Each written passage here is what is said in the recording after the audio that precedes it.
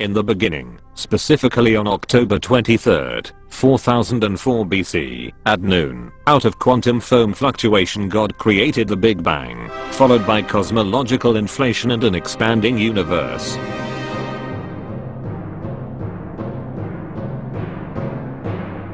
And darkness was upon the face of the deep, so he commanded hydrogen atoms which he created from quarks to fuse, and become helium atoms, and in the process, release energy in the form of light.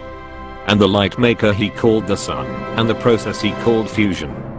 And he saw the light was good, because now he could see what he was doing, so he created earth. And the evening and the morning were the first day. And God said, let there be lots of fusion light makers in the sky.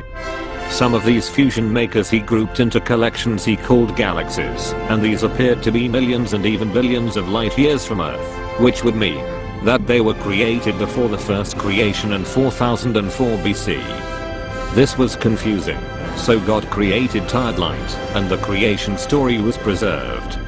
And created he many wondrous splendors such as red giants, white dwarfs, quasars, pulsars, supernova, wormholes, and even black holes out of which nothing can escape. But since God cannot be constrained by nothing, he created Hawking radiation through which information can escape from black holes. This made God even more tired than tired light, and the evening and the morning were the second day. And God said, let the waters under the heavens be gathered together unto one place, and let the continents drift apart by plate tectonics. He decreed sea floor spreading would create zones of emergence, and he caused subduction zones to build mountains and cause earthquakes.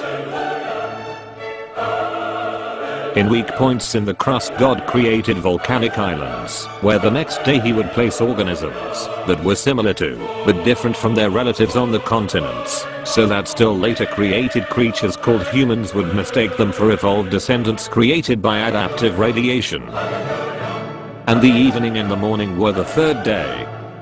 And God saw that the land was barren, so he created animals bearing their own kind, declaring thou shalt not evolve into new species, and thy equilibrium shall not be punctuated. And God placed into the rocks fossils that appeared older than 4004 BC, that were similar to, but different from living creatures.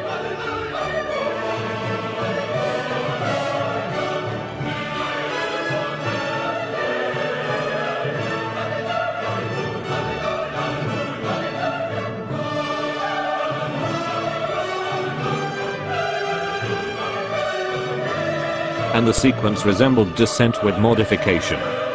And the evening and morning were the fourth day. And God said, let the waters bring forth abundantly the moving creatures that hath life, the fishes.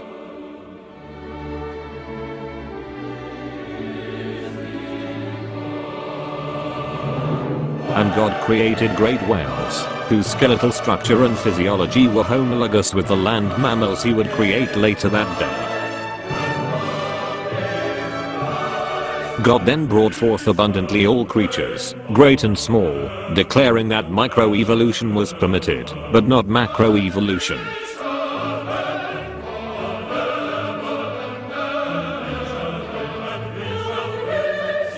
And God said, Natura non facit saltum, nature shall not make leaps.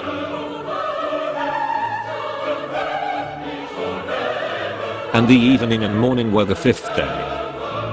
And God created the parginids and hominids with 98% genetic similarity, naming two of them Adam and Eve.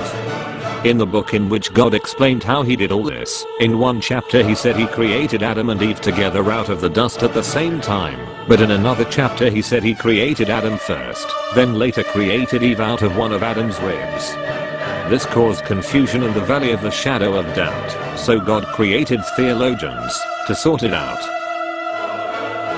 And in the ground, placed he in abundance teeth, jaws, skulls, and pelvises of transitional fossils from pre-Adamite creatures.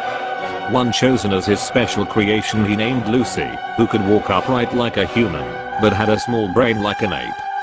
And God realized this too was confusing, so he created paleoanthropologists to figure it out. Just as he was finishing up the loose ends of the creation, God realized that Adam's immediate descendants would not understand inflationary cosmology, global general relativity, quantum mechanics, astrophysics, biochemistry, paleontology, and evolutionary biology, so he created creation myths. But there were so many creation stories throughout the world, God realized this too was confusing. So created he anthropologists and mythologists. By now the valley of the shadow of doubt was overrunneth with skepticism. So God became angry, so angry that God lost his temper, and cursed the first humans, telling them to go forth and multiply themselves, but not in those words. But the humans took God literally, and now there are 6 billion of them. And the evening and morning were the 6th day. By now God was tired, so he proclaimed, "Thank me, it's Friday," and he made the weekend. It was a good idea.